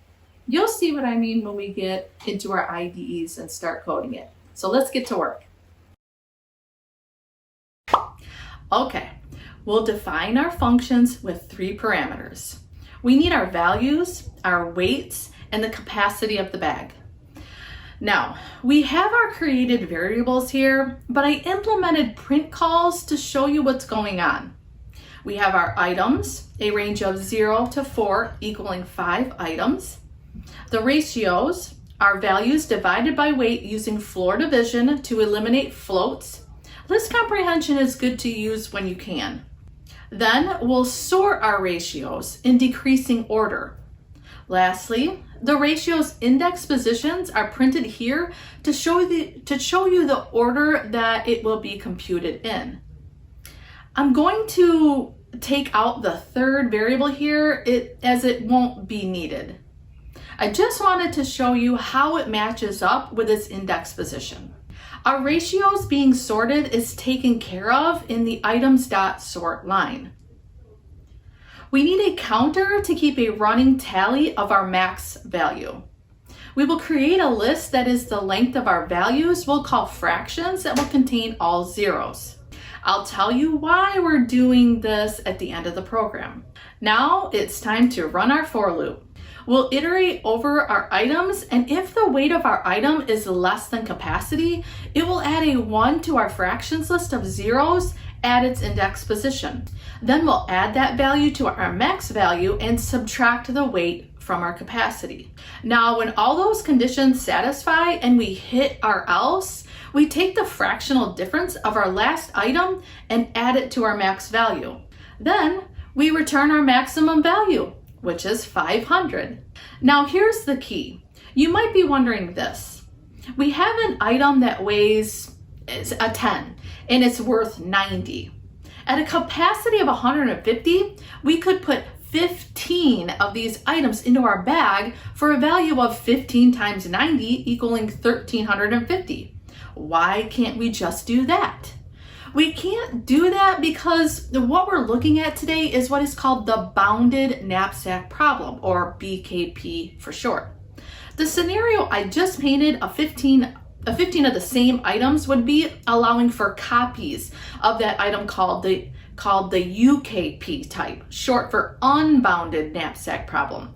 And that's a whole other ball of wax, kids. This is why we set up the fractions list containing nothing but zeros. This is important because it's putting in our highest values first and then taking a fraction of the last item for maximum capacity in our bag. Each item counts as 1 in our fractions list until every 0 is turned into a 1. But our very last item to change from 0 to 1 is that special 1 that gets the remaining capacity divided by the weight. That figure gets multiplied to our value and then added to our max value. In the case of our program, that ends up being 28.5%. And what's 28.5% of 140? It's the value of 40 that puts us up to 500. Sorting our ratios in decreasing order gives us the optimal or best approach. This is considered greedy, as you are placing items with the largest ratios into our bag first. Now, you can sort by price and you can sort by weight, as those are considered methods, and they will get you close to 500, but it's just not 500. And we should always strive for the best method algorithmically. Hopefully you now understand a pretty well-known problem, not only in logistics, but other fields as well, like manufacturing and finance. It's all about optimization. What is the optimal way to get the items of highest value into a bag that you can reasonably carry? And this greedy concept can be carried out in other reasonable scenarios as well, with the goal of calculating solutions, whether that be approximations or actual figures. Let's move on to our last section with good old Fibonacci.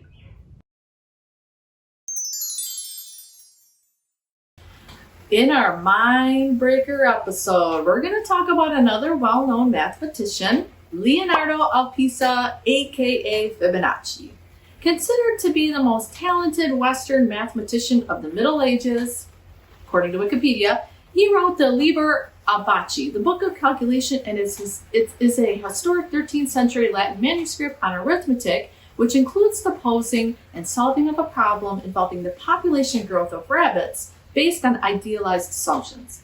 The solution, generation by generation of rabbit offspring, was a sequence of numbers later known as the famous Fibonacci numbers or Fibonacci sequence. In a little side compartment of mathematics, however, what we are going to talk about today is the greedy algorithm for Egyptian fractions, first described by Fibonacci for transforming rational numbers into Egyptian fractions. An Egyptian fraction is a representation of an irreducible fraction as a sum of distinct unit fractions, and this means that every positive fraction can be represented as a sum of unique unit fractions. A fraction is a unit fraction if the numerator is 1 and the denominator is a positive integer. For example, 1/3 is a unit fraction. To take a closer look, we'll reduce a fraction of 7/14 in a pizza example the Egyptian way.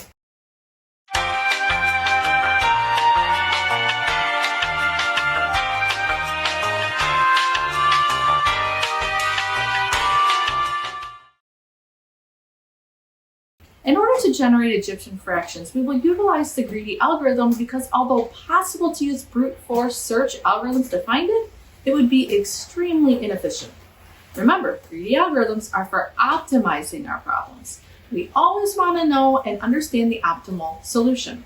As a side note, although Fibonacci's greedy algorithm isn't the only way to efficiently solve our problem, he's our focus for today. Let's look at a program. So yeah, I got this program here. We're importing some tools. Scroll down some. We got 3 functions going strong: a main, a validate, a converting function. We got some wrappers, nestled functions. We got some yields, which means it's a generator. Not even gonna touch that. This is a lot of code, heading into nearly 50 lines. Is it good? Yes. Hard to write? Depends. But if you're looking for kindergarten style programming, you've come to the right place. I totally dumbed it down to show you the mechanics. Not that you're dumb. I love simple. Make it plain. Am I right? So we have this pie. Remember that Bob took a big old chunk of? Let's change that to a pizza, since it kind of goes with our theme of Leonardo of pizza or Fibonacci. So to get this real simple, we'll write a function that takes our numerator and our denominator. We'll implement an empty list for our denominators. We won't need one for our numerators because we already know that they're going to be ones. Then we write our while loop that as long as our numerator isn't 0, we can create a variable that stores our quotient using the math.ceil that will round it up. This is important for when we have a number that's a float lower than 1. Next, we reassign our numerator to be the product of the quotient and the difference of our denominator subtracted from our numerator. Then we reassign our denominator to be multiplied by our quotient, or x. For our fraction of 7/12, this is going to put a 2 and a 12 into our Egypt list. And those two numbers are our lowest common denominators, or LCD for short.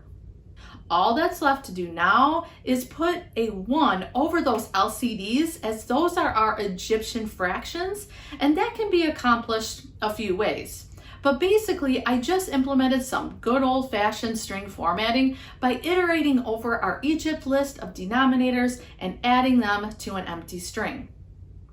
Once we do that, we just return it. The caveat to this really simple program is that it probably doesn't work for really complex fractions or when the numerator is larger than the denominator. But this is a good exercise in understanding how to break down a fraction the Egyptian way. Ultimately, all of this runs more along the line of recreational mathematics. However, there are still open problems involving Egyptian fractions that have yet to be solved or proved. Who knows? Maybe you can be the next mathematical genius to solve one of them. So what did we learn about greedy algorithms? We learned optimization of solutions to problems using the greedy algorithm provided in our example with the mice in the holes. It's like a delicious big pie where you take the biggest slice out first. This makes the pie easier to finish. We learned that chapstick made from cats is a hot commodity in the apocalypse. Kidding! We walked through the fractional knapsack problem where we find the largest value of an item in a way to maximize the total value within the knapsack. We want to avoid brute force here because finding all the possible subsets would take too much time. We learned that Fibonacci was the first to describe an algorithm for transforming rational numbers into Egyptian fractions, and it is where we greedily take the largest unit fraction we can and then repeat that on the remainder. Although this is purely mathematics, it's still a good representation of the greedy algorithm.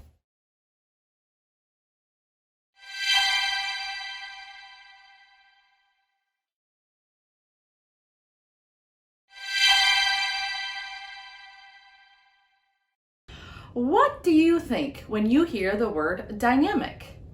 Well, if you're a programmer or an aspiring programmer, you may not know what to think. What does being dynamic really mean?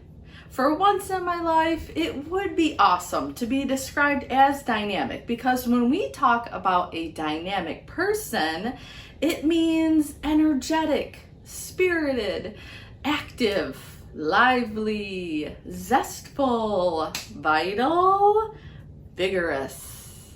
Maybe this is why when it comes to computer science, students can become intimidated with the subject of dynamic programming. Ultimately, the word dynamic means a process or system characterized by constant change, activity, or progress, with its roots in Greek to the word dynamis, meaning power. Hint, dynamite. So it's no wonder we subconsciously shy away from it because it just sounds like a handful and dangerous. Pretty wild how words and their meanings really deep down can make us feel a certain way, you know? But I'm here to help you out and put you at ease and tell you a little secret. They introduce dynamic programming to children. Okay, maybe not children, but like upper elementary, middle schoolers, kids like that. So if they can learn about it, so can you. But first, we have to unplug our preconditioned mentality, if you will, to think and believe that anything in computer science is too hard. It's not. It's all just one big treasure hunt to find information and knowledge that best suits your intellectual filter. Not all people teach all things the same way. Not all people learn information or absorb knowledge the same way. So let's take a deep breath and step back to look at the different dynamics that are out there. Whew, that's a long list. For us, there should only be two that should really mean something. That's dynamic programming languages and dynamic programming as a methodology. You can have programming languages that are either dynamic or static. Python is dynamic, by the way. And then you have programming methodologies that are concerned with analyzing a problem by developing algorithms based on modern programming techniques. In the world of dynamic programming, DP is used when the solution to a problem can be viewed as a result of a sequence of decisions with the intended outcome of reducing runtime. And any implementation that can make a solution more efficient is considered optimizing it. In an early lesson, we saw several problems that can be viewed in this way, i.e. the knapsack problem. Essentially, the difference between the greedy method and DP is that in the greedy method, only one decision sequence is ever generated, and in DP, many decision sequences may be generated. However, sequences containing suboptimal subsequences cannot be optimal, and as far as possible, will not be generated. And this is the key that helps make a reduced runtime. Optimal substructure means that optimal solutions of subproblems can be used to find the optimal solutions of the overall problem. In DP, this is called the principle of optimality. The principle of optimality, as relayed by Richard Bellman, who introduced dynamic programming in 1953, states that an optimal policy has the property that whatever the initial state and initial decision are, the remaining decisions must constitute an optimal policy with regard to the state resulting from the first decision. So what does that mean? In general, we can solve a problem with optimal substructure by doing three things: breaking the problem down into smaller subproblems, solving the subproblems recursively, and then using the optimal solutions to construct an optimal solution for the original problem. But there's an issue with this that we need to be aware of, and that is sometimes when we do this, we can get overlapping subproblems. We want to avoid that. For instance, in the Fibonacci sequence, F3 equals F1 plus F2, and F4 equals F2 plus F3, computing each number involves computing F2. Because both F3 and F4 are needed to compute F5, a naive approach to computing F5 may end up computing F2 twice or more. In order to avoid this, we instead save or store the solutions to problems we have already solved. In dynamic programming, there are three basic methods. We have recursion, top-down with memoization, and bottom-up with tabulation. And although we could have chosen the well-worn path of the Fibonacci sequence to do this, oh no. I'm encouraging you to step out and think bigger.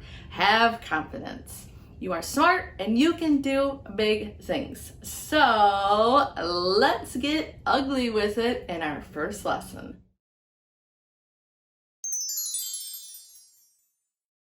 What are ugly numbers and why do we call them ugly and what do we do with them?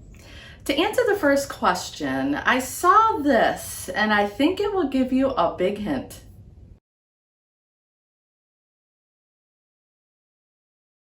Okay, that's funny, and I wish I could have been the one to think it up, but alas, I was too slow to the game. Darn. I stumbled upon a pretty funny thread about ugly numbers, and I stole that, so shh, don't tell on me. But the long and short of it is this. To check if a number is ugly in the first place, we divide the number by the greatest divisible powers of 2, 3, and 5. And if the number becomes 1, then it's an ugly number. Otherwise, it's not. We're employing our power of prime factorization. We learned that way back in the 5th grade. So that tells me that you probably don't remember. But it'll all come back to you today. The sequence of 1 to 6, 8, 9, 10, 12, 15 shows the first 11 ugly numbers. By convention, 1 is included. All right, now that you got that under your belt, let's tackle the problem of finding the nth ugly number. Can we find the 100th ugly number? Would you believe that if we crafted a program using brute force, it would be over 1,000 iterations for the 100th number? I think I broke my visualizer trying to run it. And we don't want to break things or make our computers smoke out the back or anything like that. So it's time to incorporate our spirited, energized, vigorous programming that's like dynamite, but not a lot of dynamite. We'll start small and just find the 15th ugly number. How does that sound? Since we're going big and not going home, we're gonna shoot for the bottom-up method for a dynamic approach. If we use a pretty simple iterative with some recursion solution, we're still looking at nearly 600 steps or iterations in the program to get our results as compared to just a little over 100 steps for the bottom-up dynamic programming method. Talk about optimization. If we use simple iteration and continuously loop through all the numbers to find whether each number is ugly or not, it can really bog down when we get to larger numbers. With dynamic programming, instead of starting from the head, we start from the bottom. We're also using a table to help us store the values for easy access. If we look at the ugly number sequence 1 to 6, 8, 9, 10, 12, 15, we can see that it can be further divided into subsequences of 2, 3, and 5. And these subsequences themselves are ugly numbers. Therefore, we take every ugly number from the above sequences and choose the smallest ugly number in every step to make sure that we don't miss any number in between. Let's head into our IDEs. Okay. So if we're looking for the nth ugly number in a sequence, we have to write a function that will tell us if our numbers can be evenly divided in the first place, meaning no remainder. X modulo y equaling 0 gives us what we need to prove that. If there is a remainder, we'll just write it to return our original number. For our second step, before we can find the nth ugly number position, we have to check if it's an ugly number. We can do this recursively by going back to our first function, the successive division. What this does is plug in the number we're checking and successively or successfully, if you want to think of it that way, dividing it by 2, 3, and 5. If our number is successfully divided by 2, 3, and 5 with no remainder, we have an ugly number on our hands. Let's check a 6. It's true, 6 is ugly. Okay, so we have what we need to find our nth number. 6 is fairly easy since every number before it is ugly, so the 6th ugly number is 6. But what's the 15th number? Well, let's write a program to find out. Essentially what we're doing is merely creating a counter, coupled with recursively calling back our ugly check function. We'll create 2 variables, one for I to iterate up our sequence and one for our counter. And then we just incorporate a while loop to say as long as our number is greater than our counter, we'll add 1 to I, heading up our number sequence, and if that number within our while loop is ugly, add a 1 to our counter. Then we just return I. So what's our 15th ugly number? It's 24. Now if we run this program, we have a lot of running back in our recursive calls for every number in our sequence, and that's a lot of running back. With 600 steps, or iterations, that's a lot considering with DP, we can write a much more efficient program that cuts all those iterations by nearly 80%. Let's check out the difference. The first major thing we can do is eliminate those 3 functions within our original program. We won't need those. Remember when I said we were going to implement a table to store our information? Well, that's what we're doing. Then we'll start our first position in that table, or in other words, a dynamic programming array to store the ugly numbers. Next, set pointers for our multiples of 2, 3, and 5, and we can do this all in one line, which is pretty cool. You'll see how this works as we get deeper into the program. Here's our multiples of 2, 3, and 5 in their own variables. After that, we loop from 1 to n at each step, and we find the minimum ugly number out of 3 multiples and store it in our DP array. We're also increasing the pointer for the number whose multiple has been added and replace it by its next multiple. So suppose a multiple of 2 has been added to the array, we increase 2's pointer by 1 and multiply the previous multiple to 2 to get the next multiple, and so on and so forth, for other numbers as well. In this way, starting from the base case, we generate all the ugly numbers and then apply dynamic programming to store the numbers in the array until we get the nth ugly number. This approach is way better than the previous one because instead of checking all the numbers for being ugly, we just use the previous ugly numbers to generate new ones. Watch how this runs through the program.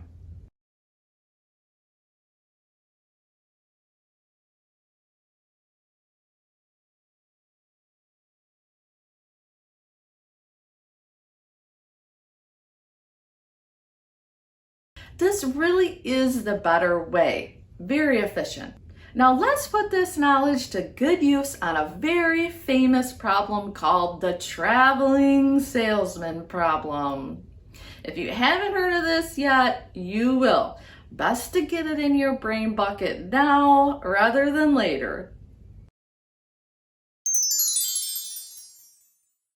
The traveling salesman problem is one of the most intensely studied and famous problems in computational mathematics, with its really main focus on optimization. So much research has gone into this challenge of finding the cheapest, shortest, fastest route in the visitation of locations by this dashingly handsome or beautiful salesperson. This person starts in their home city, travels around, and returns to their starting point, most easily expressed in a graph. The general form of the TSP, traveling salesperson, appears to have been first studied by mathematicians during the 1930s in Vienna and at Harvard, notably by Carl Menger. Menger defines the problem, considers the brute force algorithm, and observes the non-optimality of the nearest neighbor heuristic, using the mailman as an example. Now, the order in which the person travels isn't cared about as long as he visits each one once during his trip and finishes where he was at the first in the most cost-effective way. But there's a catch. Maybe the salesman needs to take a plane to one of the cities, and this will cost him a pretty penny. Maybe he can walk to one of the cities, therefore making it a free trip. The cost associated with the trip describes how difficult it is to traverse the journey, or graph for us computer scientists, whether that's money or time or distance required to complete the traversal. The salesman ideally wants to keep every cost as low as possible. He wants the cheapest, fastest, shortest route, wouldn't you? The easiest and most expensive solution is to simply try all the permutations and then see which one is cheapest using brute force. The problem with this, though, is that for n cities, you have n-1 factorial possibilities. This means that just for 10 cities, there are over 180,000 combinations to try. Since the start city is defined, there can be permutations on the remaining 9. And at 20 cities, this just becomes simply infeasible. This is why 4 is often used in the majority of problems. As you'll quite often see in the 4x4 matrices, keeping it small makes it much more manageable and understandable, which is good. The awesome news for us is that the problem is solvable, but keep in mind that there can also be solutions to the problems that are approximations, or commonly called heuristic algorithms, if that's what is being asked for.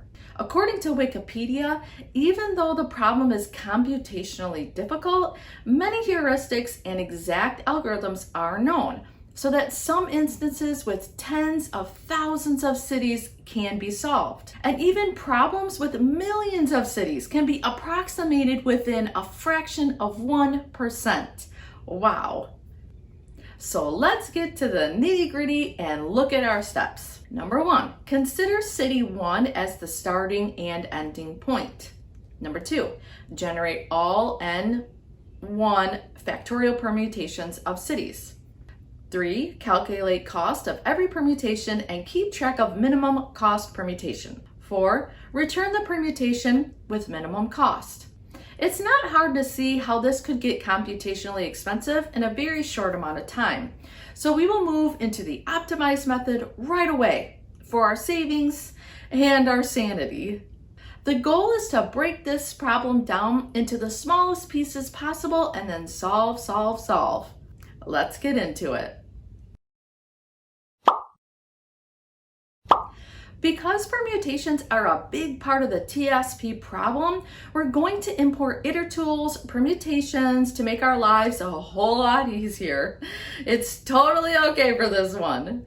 We'll implement a variable that we'll call v, short for vertices.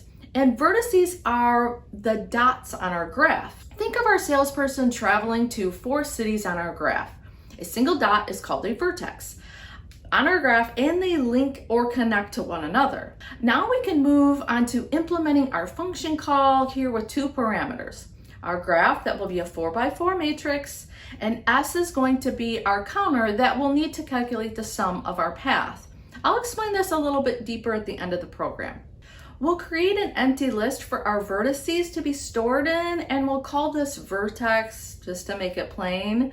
This is going to tell us the best route for our rows in the graph. Again, this is going to become real clear at the end of the program, so hold on to yourselves.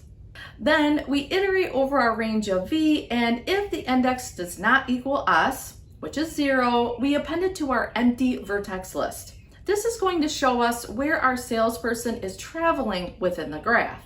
But here's a little catch that we need to be aware of. Check out our graph. See those trails of zeros? We have no need to calculate those, so when we append our indices to our vertex list, we're only producing 3 integers, 1, 2, and 3. Next, we create another empty list that we'll call min path. We need to know the best route, so this will store our lowest combination of vertices within the graph. Then we create a variable that we'll call next permutation, and we'll implement the itertools permutations module here to give us all the combinations of the vertices for 1, 2, and 3. Since we have 3 numbers, we know that the amount of permutations will be 6. Then we iterate over all those combinations and create a counter that we'll call current path weight. We'll reassign our S to a variable we'll call K, and K will represent the row in our graph. And as we iterate over our indices within our permutations by using J, this becomes our columns. I know this all sounds really confusing, but stay with me. When we add the K and J of our graph to our current path weight, look what prints out. This is calculating all the paths within our graph and adding them together. Pretty cool, isn't it? Next, we reassign K to J and then use an addition operator to add the sums to our graph to the current path weight. Append them to our min paths, hold them in a variable called X that's sorted, and simply return the very first number in our sorted list, which is our lowest number, our shortest route on the graph. To see how this travels on the graph, watch this.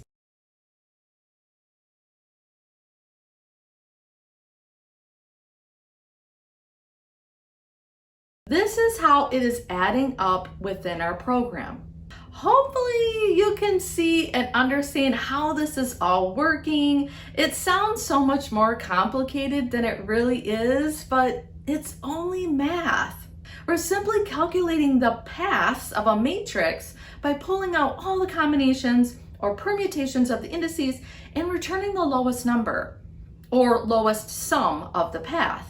It's not too bad. My recommendation to you would be to create your own graph and then run it in the program. Once you do that, map that course on paper or even whiteboard it to see it visually.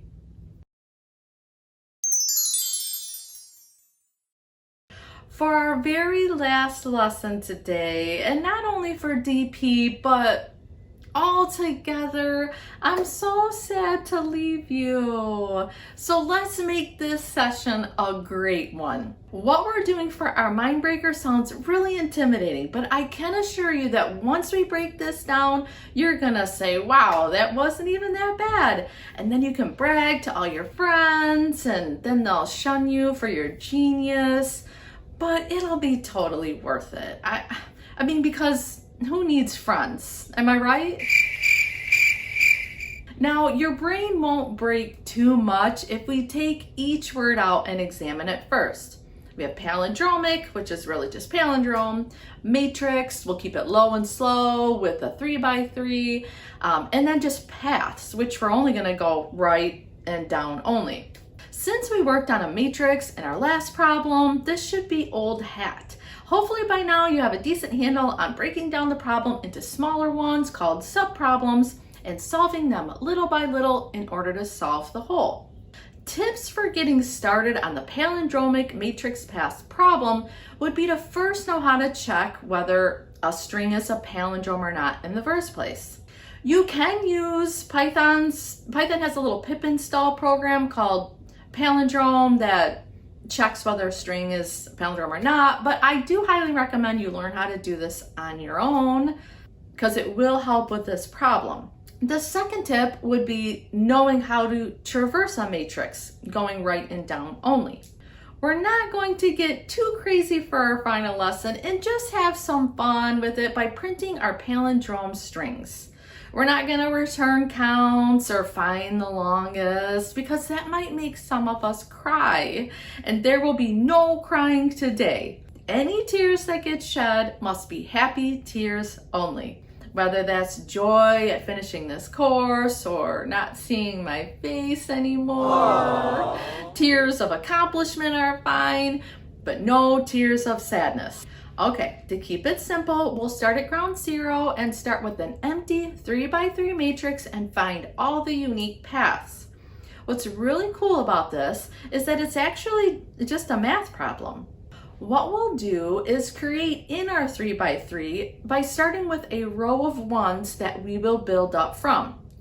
Our bottom row and far right column will be ones. And when we add their adjacent numbers together and build up, we get a row of ones, 1, 1, 1 at the bottom, and then 3, 2, 1 in the middle, and then 6, 3, 1 at the top. If we return row 0, that will give us 6, and that tells us that we have 6 unique paths in our matrix. This will come in handy later when we implement this principle into our matrix of strings. We can know that we will have 6 strings returned to us. And all we need to do is check whether they are palindromes and print those out. So we're not going to talk much, if at all, about the naive approach or brute force or whatever the difference is in optimization. No, let's part ways on a good note and have some fun with this. I mean, we walked through 14 other problems with multiple methods in a relatively short amount of time, and here we are breaking our minds on palindromic matrix paths. So yeah, let's get straight to the optimum. Let's code the paths problem first, shall we? We'll start by creating our function with 2 parameters, our row and our column. We already know it's going to be a 3 by 3. Then we create our dynamic programming array of all ones, which you can envision as our bottom row of ones. Next, we iterate over our rows in a for loop and then create another DP array, which can be envisioned as an accumulative next row up in our matrix. Our original for loop is going to iterate 3 times, 0, 1, 2, for each row in our matrix.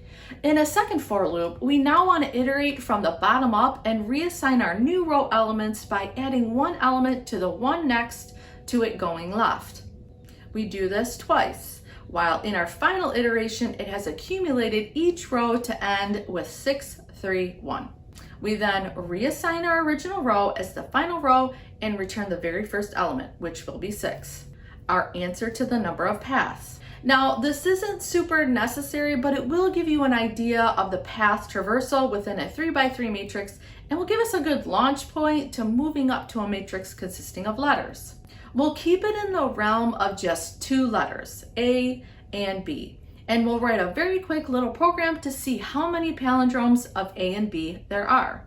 Let's import itertools to help us and then create our rows and columns of letters. A neat little feature of itertools is product with an asterisk on our matrix. This will print out every combination of letters in our matrix, totaling 27. Yes, there will be duplicates here, but it's nothing that Python's set can't handle. Let's create an empty list called P1 and then iterate over our list of 27 tuples, join them together to make it easy on the eyes, and append them to our empty list. Then all that's left to do is check which ones are palindromes by making a new function, plugging in our P1, create another empty list, P2, and then iterating over a non-duplicate set of P1, incorporate an if statement. Is it a palindrome? Yes, put it in our empty list, then return it. Okay, so far we've traversed a matrix in order to count the number of paths in it.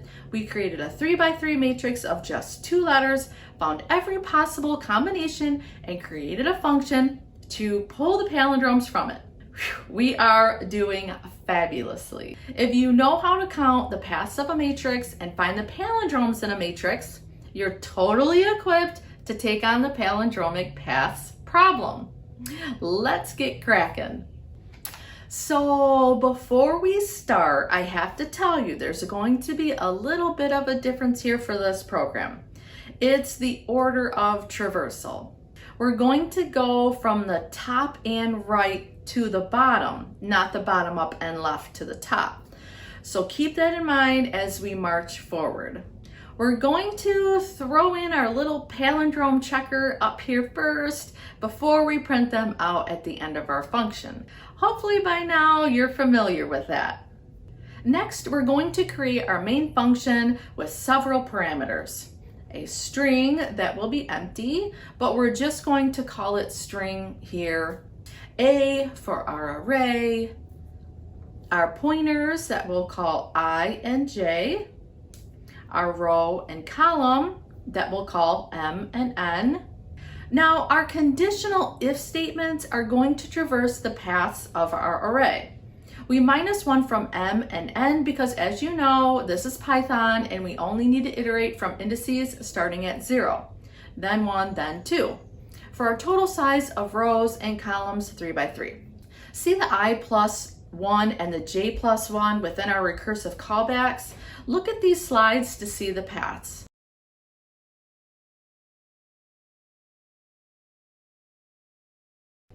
You could also print I and J within the conditional statements on your own to see it as well. But when we add 1 to our pointers, we're moving to the next element. Then, once the traversal is completed, it hits our else statement, and that hits up our palindrome checker. If it's true, it'll print. Then it moves on to do the next traversal over and over until it's done. And there you have it. 4 palindrome strings in our matrix. Yay!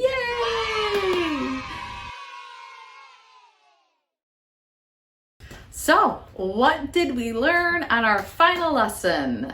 We learned about dynamic programming, which is finding the optimal solution to subproblems that can be used to find the optimal solutions to the overall problem. We saw this in our lesson with ugly numbers, the traveling salesman problem, and palindromic matrix paths.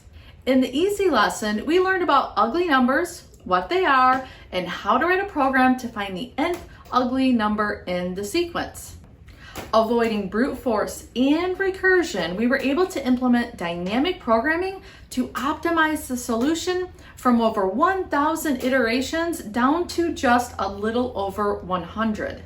We looked at the very famous traveling salesman problem with its main focus in optimizing a solution to finding the most efficient route. A solution used across the board for so many companies in order to keep operational costs low. And lastly, we broke down the Mindbreaker lesson by studying unique paths in a matrix, string palindromes within a matrix, and combining those two problems together to find all the palindromic paths within a matrix. Are you excited? I know that I am.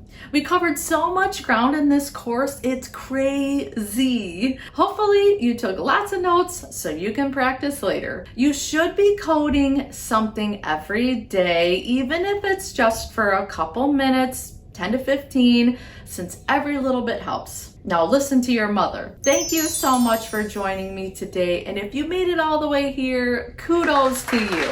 I wish you all the best in your programming journey. Bye.